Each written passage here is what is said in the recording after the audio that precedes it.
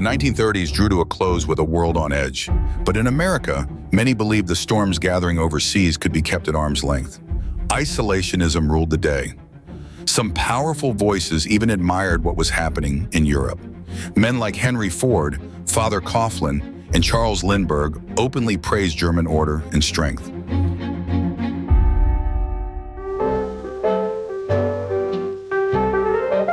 In Hollywood, the major studios built by immigrant Jewish moguls walked a careful line. For all their personal concerns, they had business interests to protect. Theaters in Berlin, partnerships in Europe, and markets they were reluctant to lose. Paramount still held shares in Berlin's largest studio, and Fox and MGM maintained distribution deals across Germany. The Third Reich's consul in Los Angeles, George Geisling, maintained close ties with the studios, warning them that certain movies might jeopardize their position inside Hitler's growing empire. Meanwhile, in Germany, Joseph Goebbels watched Hollywood carefully. Officially, Nazi ideology condemned much of American cinema, but privately, Goebbels and Hitler admired its glamour, its power, its propaganda potential. The Lives of a Bengal Lancer, glorifying British imperialism, was even shown as required viewing for Hitler Youth. Berlin's censors became increasingly aggressive. Films like Tarzan were banned, seen as racially subversive. Stories of a white woman and a jungle man were unacceptable to Nazi racial policies.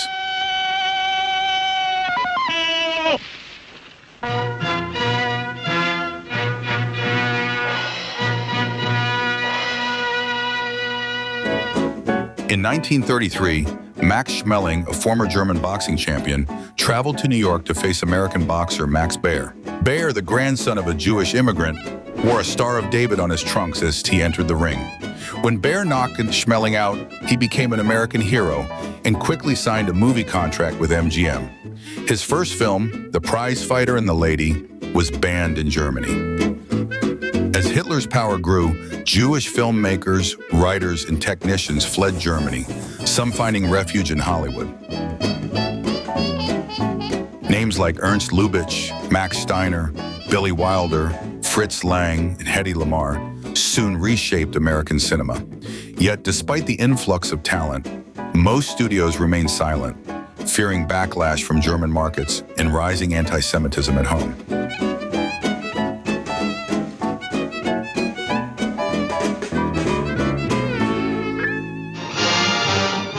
Only a few voices dared to speak out.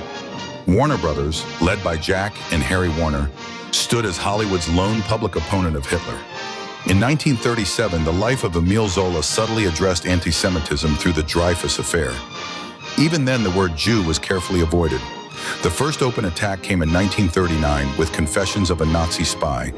It was the first major Hollywood film to directly confront the Nazi menace.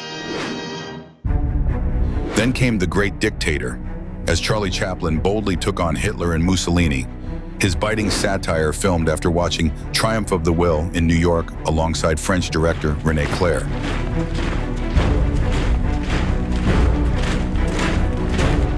Others followed. Frank Borzage's The Mortal Storm, John Cromwell's So Ends Our Night, Fritz Lang's Manhunt. Even the Three Stooges got involved, mocking the Axis in You Nasty Spy. But behind the scenes, the Nazi presence was growing inside America. German-American bone rallies drew thousands, even at Madison Square Garden. Nazi sympathizers courted disaffected veterans, spreading propaganda across Los Angeles. One man, Leon Lewis, a former U.S. Army intelligence officer and Jewish lawyer, quietly built a network of informants inside Nazi sympathizer groups in Los Angeles. His secret reports uncovered plots to sabotage studios and assassinate Hollywood figures like Jack Warner, Busby Berkeley, and Charlie Chaplin. Quietly, the moguls began funding Lewis's private spy ring, helping prevent these plots from becoming reality. And yet officially, America still stood apart. Even as war erupted in Europe in 1939, even as Hitler invaded Poland, France fell, and London burned, the United States held its distance. Until one Sunday morning, December 7, 1941, when Japanese planes attacked Pearl Harbor. In a single day, everything changed.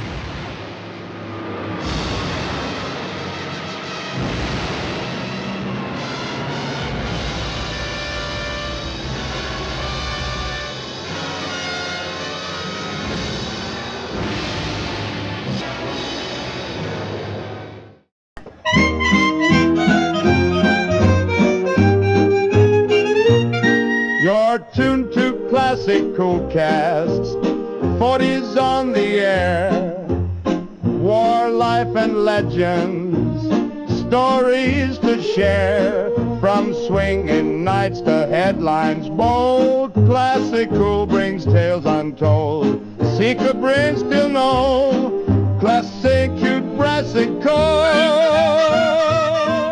Well now, if you're hearing my voice, you know you've entered the right place. Welcome to Classic Cool Cast. I'm Sterling Blake, and tonight we swing into one of the most dramatic decades of the 20th century, the 40s, war, life, and legends. This was a time when the world burned, and yet somehow the music played on. Hollywood, swing, jazz, fashion, radio, propaganda, sacrifice, survival, and of course, stories too wild for fiction.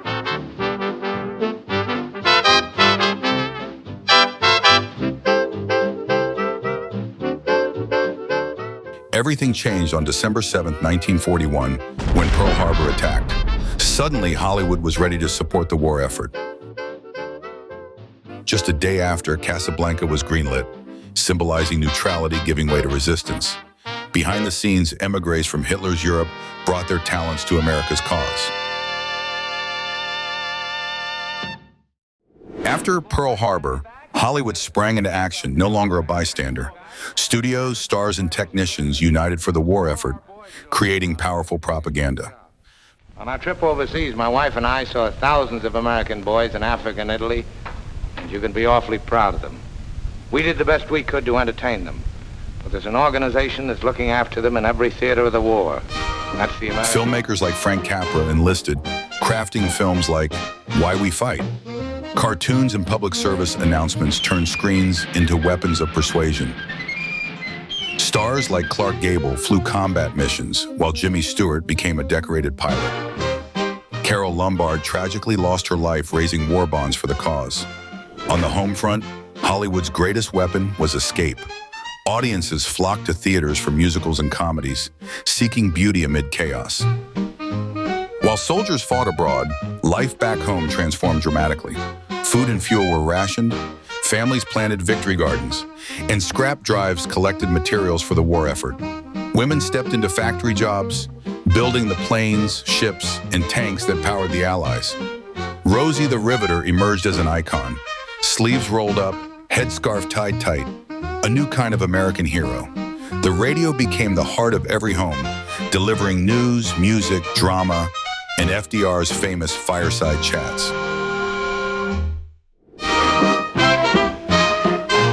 To fight a global war, you need global resources, and in America, that meant money, lots of it. To finance the war effort, the U.S. Treasury launched a series of massive war bond campaigns, and Hollywood became one of its most dazzling allies. In movie theaters across the country, patrons could buy bonds right at the box office, sometimes even in exchange for free admission to a special screening. But that was just the beginning. Stars hit the road, coast to coast. From glamorous premieres to small-town rallies, they showed up to sell patriotism with style. Autograph signings, speeches, and performances, all in the name of liberty. In 1942, the Hollywood Victory Caravan took the nation by storm. A whistle-stop tour featuring the likes of Bob Hope, Cary Grant, Laurel and Hardy, Harpo Marx, Judy Garland, Betty Hutton, and Fred Astaire. It was followed by the Hollywood Bond Cavalcade, a second wave of charm and swing, bringing more stars, more energy, more dollars. For a moment in time, the biggest names in showbiz became traveling troubadours, selling freedom one bond at a time. And for those soldiers lucky enough to be on leave in Los Angeles or New York, the stars came to them at the Hollywood Canteen and the Stage Door Canteen. These legendary clubs, run by the industry's top talent, served food, poured coffee, and offered unforgettable nights of dancing, music, and laughter, all free of charge for anyone in uniform. The spirit of these canteens was so powerful, it was immortalized on screen. In films like Hollywood Canteen, Thank Your Lucky Stars, and Stage Door Canteen, where real-life stars played themselves and the war effort took center stage. And back in the studios, They lent their talents to dozens of short films and patriotic reels, screened in every theater across the country. Because in wartime America, the real box office wasn't just for movies, it was for the future of democracy. Yet even in war, America danced. The big band sound ruled the airwaves. Glenn Miller, Tommy Dorsey, Artie Shaw, Benny Goodman, they kept morale high. The Andrews Sisters sang of soldiers overseas and jitterbug love back home.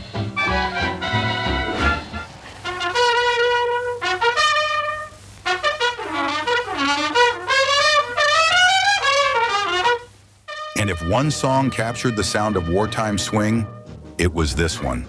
An anthem for jitterbugs and soldiers alike, blasted from jukeboxes and barracks coast to coast.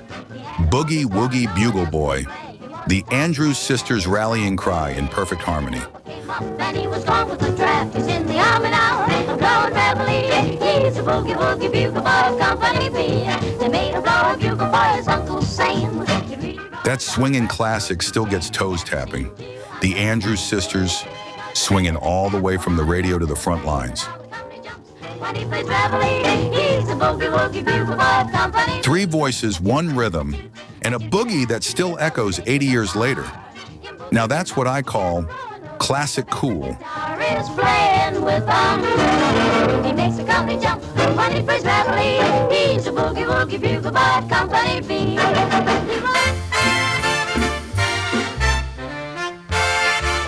While the home front remained vital, many stars went far beyond borders, bringing Hollywood to the front lines. Bob Hope became the emblematic figure of these morale-boosting tours, performing for thousands of troops across Europe and the Pacific. He wasn't alone. Marlene Dietrich, Jimmy Stewart, Clark Gable, Jimmy Cagney, Edgar G. Robinson, Linda Darnell, and dozens of others followed, braving long journeys in dangerous conditions to bring comfort and laughter to soldiers far from home. Back in the U.S., Hollywood's women played an equally powerful role. They worked in factories, volunteered at canteens, and made frequent appearances to support the war effort. Stars like Joan Bennett, Hedy Lamarr, Veronica Lake, Rita Hayworth, Judy Garland, Carole Lombard, Betty Grable, and Lana Turner were not only Hollywood stars in pinups, they were patriots. Their presence boosted morale and reminded the nation of what was at stake. Film studios sent reels overseas for frontline screenings, offering soldiers a piece of home in the form of laughter, music, and adventure. At night, makeshift cinemas flickered under tents or in ruins, projecting scenes of American optimism and unity. Hollywood didn't just entertain, it served.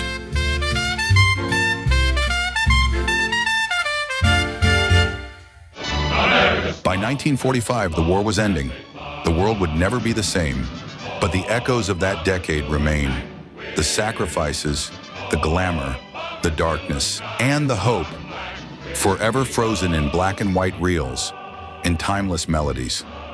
These stories didn't just shape the movies, they shaped how a generation saw the world, and how we remember it still.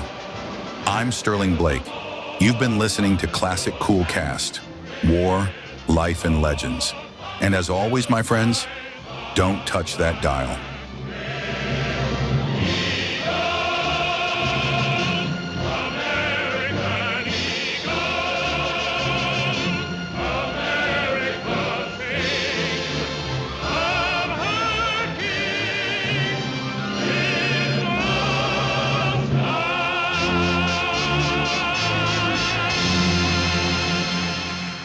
Don't touch that dial. It's classic war, life, and legends in style, where echoes swing and heroes shine. Stay tuned for another timeless time.